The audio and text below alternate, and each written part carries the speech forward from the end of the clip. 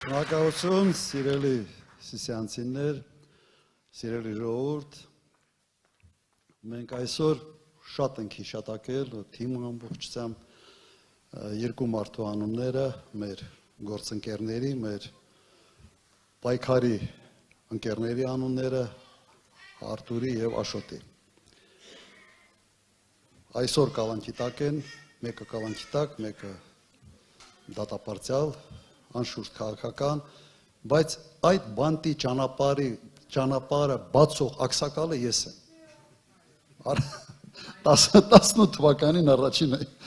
ինձ կալանավորեցին և երեք այսպես փորձով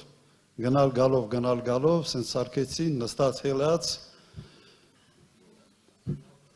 գիտենք սա ինչ է,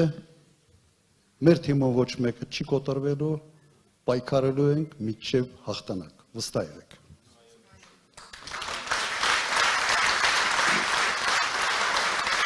Եվ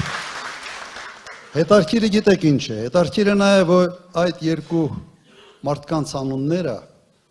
այն անուններն են, որոնցով կարելի է դաստիարակել սերունդներ։ Աշոտ Մինասյանը 3 պատերազմին մասնակից և 44 օրյա պատերազմին ընտանիքով այսպես իր տղաներով տեսել եմ դա։ Եվ փոխանակ սերունդներ դաստիարակել հերոսների կենսագրության վրա, այդ հերոսներին ուղարկում եմ բանտ։ Հիմա հարց չի առաջանում, ինչու։ Այս իշխանությանը հերոսներ պետք չեն,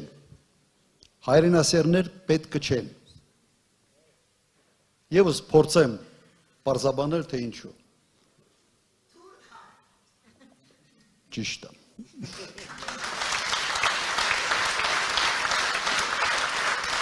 Նայեք, մենք շատ ենք խոսում մեր ծրագրերում անվտանգության մասին։ Ասում ենք անվտանգության բաղադրիչներ, մարտունակ բանակ, հզոր դաշնակից, հզոր ուժեղ առաջնորդ, բայց կա մեկ չափազանց կարևոր հանգամանք, հայրենասիրություն։ Դու չես կարող մարտունակ բանակ ունենալ, եթե քո քաղաքացին հայրենասեր չէ։ Ինչ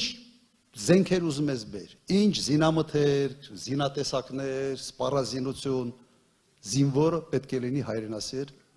համոզված լինի, թե ինչի համար է ինքը կռվում, ինչի համար է ծառայում։ Այս մարդկանց հայրենասեր զինվորը պետք չի, հայրենասեր քաղաքացին պետք չի, որովհետև հայրենասեր քաղաքացին նաև պահանջատեր է իշխանություններից և թույլ չտալու թշնամու կարգադրանքով փոխել օրինակ սահմանադրություն, զիջել տարածքներ, այն ինչ անում են հենց սրան է ուղղված։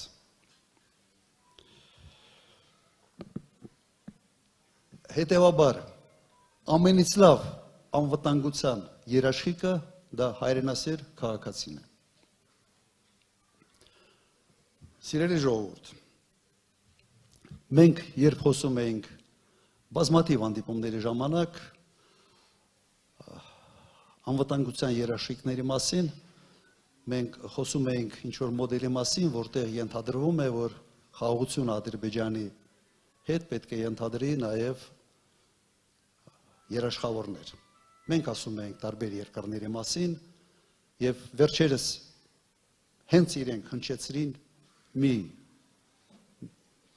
մի գաղափար, որը ուղղակի ապշեցուցիչ է։ Ասացին, որ Հայաստանի անվտանգության երաշխավորը պետք է լինի Ադրբեջանը։ Լսել եք, չէ՞ դա։ Լսել եք, Ադրբեջանը։ Ես սկզբից չհավատացի։ Հետո պարզեցի, ոնց որ Ադրբեջան ասացին։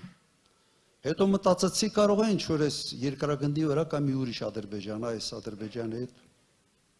կապ չունեցող Ադրբեջան։ Հետո պարզվեց, որ ոչ հենց այս Ադրբեջանի մասին է խոսքը, որը էթնիկ զտման է ենթարկել Արցախը, որը օկուպացրել է Հայաստանի տարածքի մի մասը, ավելի քան 200 քառակուսի կիլոմետր, որի նախագահը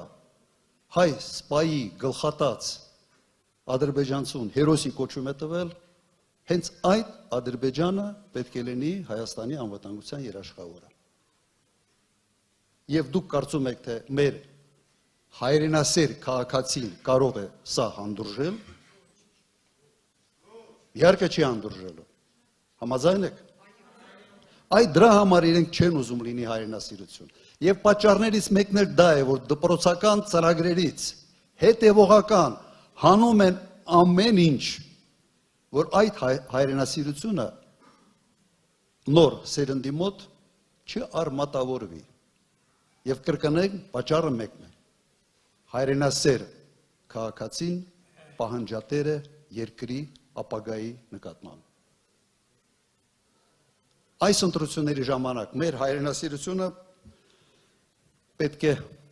դրսևորվի մեր քվեարկությամբ նաև։ Մենք պետք է մերժենք այն, ինչ կատարվում է այսօր Հայաստանի հետ։ Սա խայտառակություն է, սա երկրի քայքայում է, պայքարը եկեղեցու դեմ, պայքարը Արարատի դեմ, պայքարը մեր խորհրդանիշների դեմ,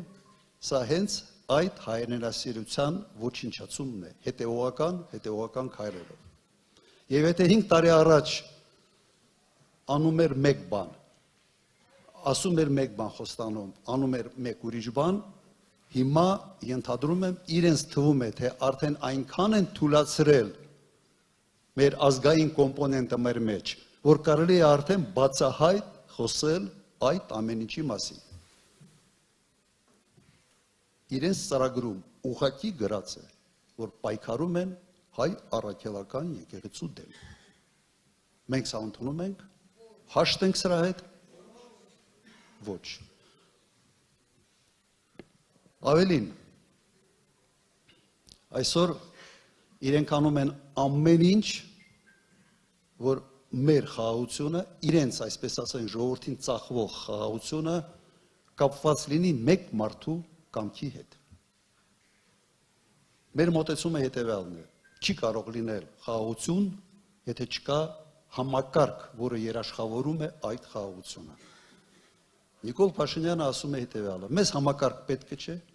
մեզ երաշխավորներ պետք չեն, մենք Ադրբեջանի հետ ինքներս կպայմանավորենք և մեր անվտանգության երաշխավորը և խաղաղության երաշխավորը Իլհամ Ալիևն է։ Ուրեմն, Նիկոլ Փաշինյանի անձնական շահերը կապ չունեն երկրի շահերի հետ։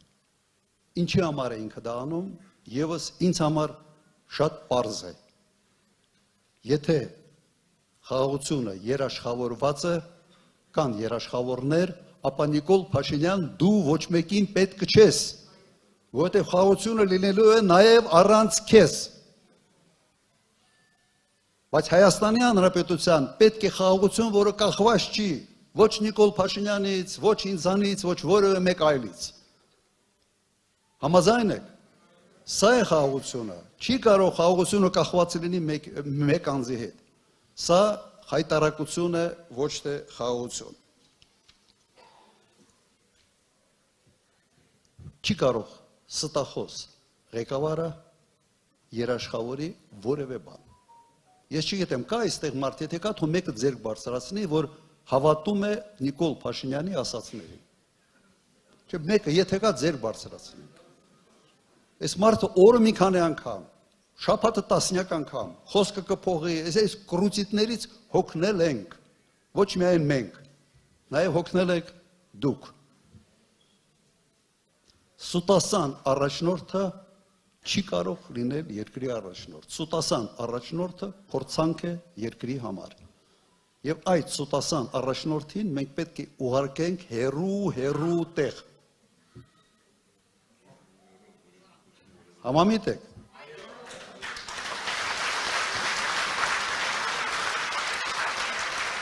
Բայց միջև վերջի մեր ընդունված կոչը ասելը մի անեկդոտ պետք է պատմեմ ձեր տրամադրությունը միգուցե բարձրացնելու նաև համար, մի քիչ լրջացրել եմ մեր հանդիպումը։ Մի մարդ հայտարարություն է կախում, ասում է շուն եմ ծախում, խոսող շուն։ Հիմա լիքը մարդ ասում են, ես ինչ է էլի խոսող շունը որն է, բայց էժան էլ գրա $10 գինը, խոսող շան գինը։ Հիմա գնում են, ասում է, իսկապես խոսող շուն, ասում է, հա, հարցեր է տալիս շանը, շունը պատասխանում, ասենց լավ, գրագետ բանով, ես գրական լեզվով։ Ես շանը հետ խոսած, հետո շշմաց ասում, լսի, բայց շատ է ժան ես ծախում, սա ունիկալ բան է, ոնց ես այս շունը $10 ես ծախում։ Ասում է, ինչ ասում, ասում սուտ է ասում։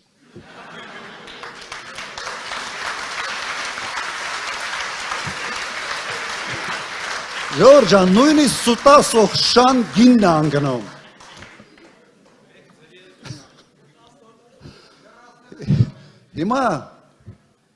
Հիմա մեզ պետք է սուտասան ղեկավար։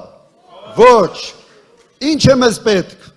Հայաստան, ուժ, կարողություն, վստահություն ապագայի նկատմամբ։ Ուրեմն, միասին կարող ենք, միասին կարող ենք, միասին շնորհակալություն, ապրեք։